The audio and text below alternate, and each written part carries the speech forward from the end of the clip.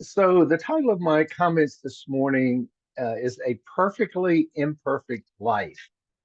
And, you've heard me say, and we talked about this a lot, that one of the sort of diseases that infects our culture is this standard of perfectionism and the suffering that it causes. And it's really an overarching cultural norm in our society. And as I said, causes tremendous suffering. And many of us have internalized the standard over the years, not even consciously. It's just whether from our parents, from the media, from just TV, movies, whatever.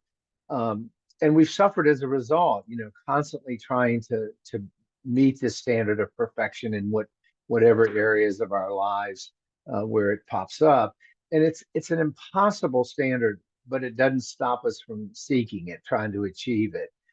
Many faith traditions kind of subtly or not too subtly promote it. They threaten eternal punishment if you don't achieve it, at least in your religious life. Uh, and thankfully, though, in Buddhism, and this is one of the things I love about this path, imperfection is not something to be feared or avoided, but rather embraced as a natural aspect of existence. So it's a real 180 from our normal cultural norms, where we really seek to embrace it and recognize it and accept it as just a natural part of humanity. For example, the Buddhist concept of impermanence called anicca in Pali, which teaches us that everything is constantly changing, nothing is impermanent, nothing is static, and nothing is perfect and can't be perfect and is never fixed long enough to be perfect.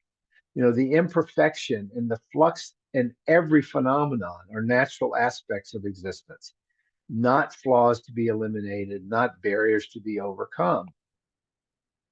So embracing perfection means accepting this ever-changing nature of life, never ever-changing nature of our own path, and not clinging to this idealized notion of perfection. Now, it assumes we make it conscious. We become conscious of the role of perfection in our lives, which is where our practice, our mindfulness, our discernment comes in. But without recognizing it and seeing where it shows up, we can't do a whole lot with it.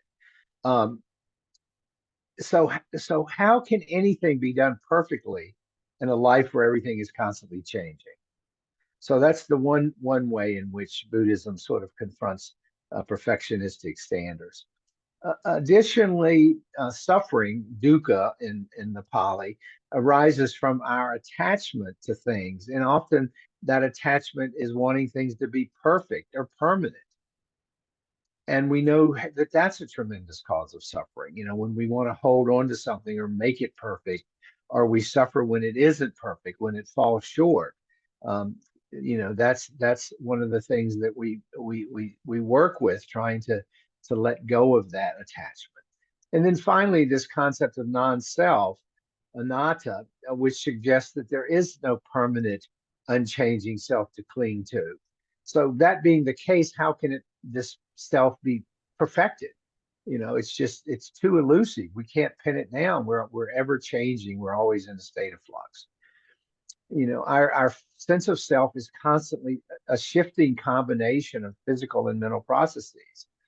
So this idea of a perfectly imperfect life resonates with this understanding from the Buddhist perspective. It points out there's no fixed perfect version of ourselves that we should strive for, so we can just let it go, set it aside. Instead, we embrace this ever evolving nature with all its imperfections and changes.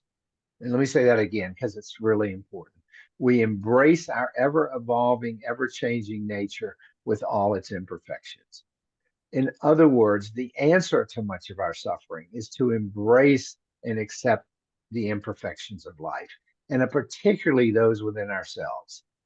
Mhm. Really just making friends with these imperfections, to strive to lead a perfectly imperfect life, which requires tremendous amounts of acceptance and letting go.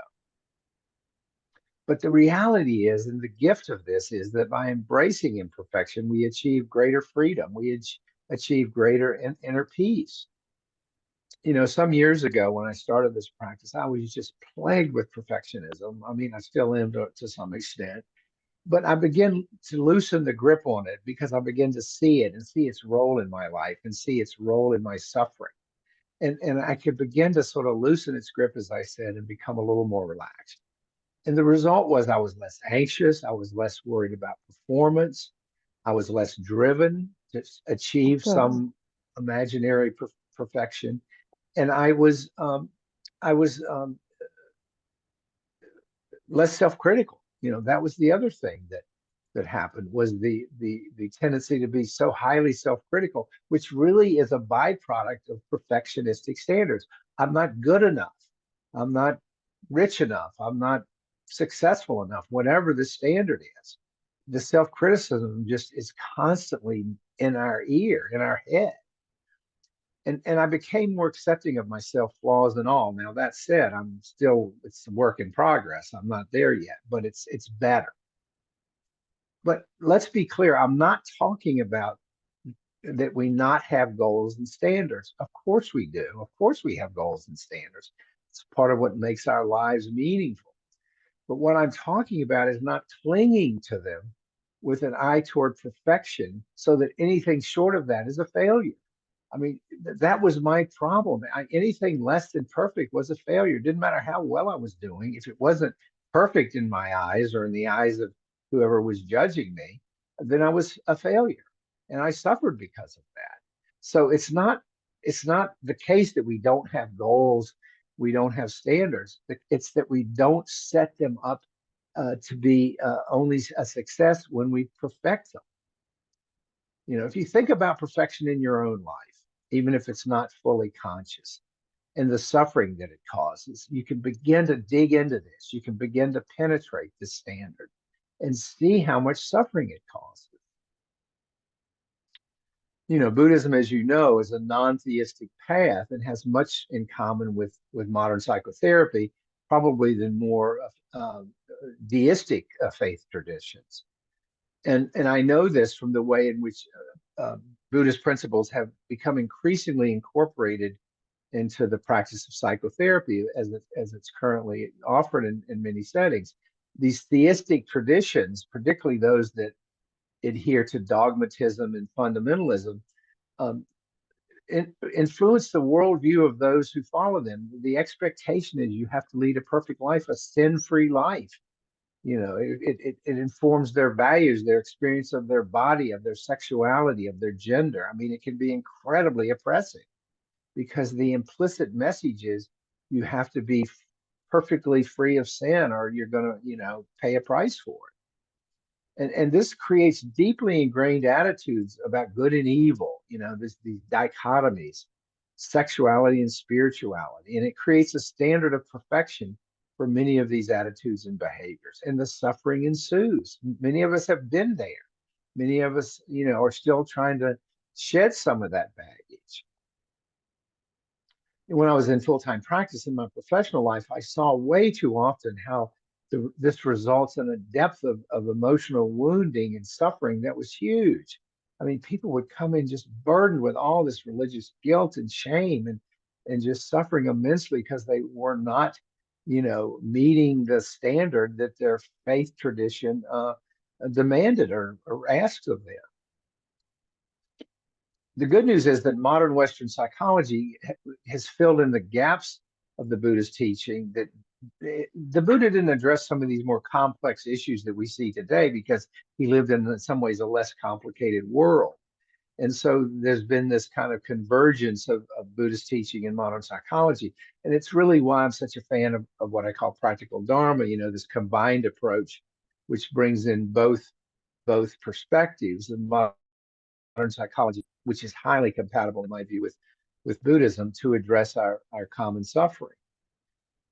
If we take a deep dive into what Jung called our shadow, the parts of ourselves we'd rather disavow, not look at, not own up to, it's a place where all our perceived imperfections live. This requires tremendous self compassion. I mean, when I talk about living a perfectly imperfect life, I'm talking about having the courage and the self compassion to look at those parts of ourselves. It's not fun. It's not pretty. Excuse me. Especially in a culture where this competitive, sort of rugged and self individualism that we talked about a little bit on Saturday creates a suffering that was largely unknown in the Buddhist time. You know, our capitalistic competitive culture has really ramped this up. You know, it's just why I think this addition or this of modern psychology is really a necessary add-on to the Buddhist teachings. But this path teaches that suffering arises from our attachment to impermanent phenomenon and our unrealistic expectations. So as we cling to this stuff, to this impermanence, somebody's beeping there. I'm not sure what that is. Um, let's see if somebody's. I'm not sure where that's coming from. I don't know if you guys are hearing it. There's a beeping. Might be me. Um, this path teaches that the suffering arises from our attachment to these impermanent phenomena and our unrealistic expectations that we should, you know, be able to achieve perfection. Sorry, not sure what's going on here. And as I said earlier, this perfectly imperfect life means letting go of this wish of this unattainable ideal of perfection. Instead, we find contentment and peace in the present moment. And that includes accepting all of our flaws, all of the fluctuations, all of the change in us and in others. You know, we can't go around imposing this perfectionistic standard on the people we care about either, because that's just going to cause both them and us suffering. So by observing our experiences with equanimity, without clinging, without aversion, you know, all the whole package, you know, the good, the bad, and the ugly, we embrace this perfectly imperfect nature of life with greater acceptance and with compassion. And it's a real key to reduce suffering, to greater joy, and to less suffering and anxiety in our lives. So I am going to stop there.